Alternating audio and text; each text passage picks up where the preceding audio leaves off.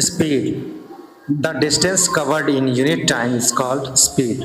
इकाई समय में तय की गई दूरी को चाल कहते हैं। ठीक है, अब चाल के बारे में हमने डिफिनेशन तो पढ़ दिया, बस इसको समझाएंगे कैसे। तो आइए समझते हैं।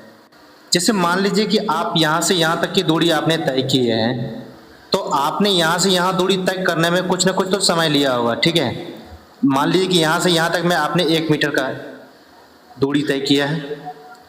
आप इसमें 1 मीटर का दूरी तय किया, तो 1 मीटर को दूरी करने में तय करने में आपको कितना समय लगा हुआ? मान लीजिए 1 सेकेंड लगा है, तो 1 मीटर पर सेकेंड। ठीक है, हम जब कोई भी डिस्टेंस को कवर कर रहे होते हैं तो उसमें हमको कोई ना कोई समय लगता है, उसी को हम चाल कहते हैं। ठीक है ना।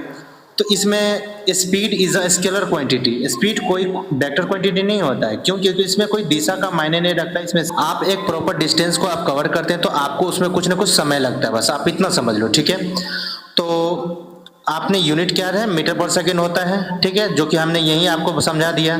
ठीक है, और सेंटीमीटर पर सेकेंड है इसका सीजीएस मात्रक है। ठीक है, डायमेंशनल फार्मूला इसका है m/0, l का पावर 1 और t का पावर -1। ठीक है, speed is always positive for a moving particles. मतलब जो भी कोई भी पार्टिकल्स मूव कर रहा होता है उसके लिए स्पीड हमेशा क्या होता है? पॉजिटिव होता है। आइए एक सवाल को सॉल्व करते हैं।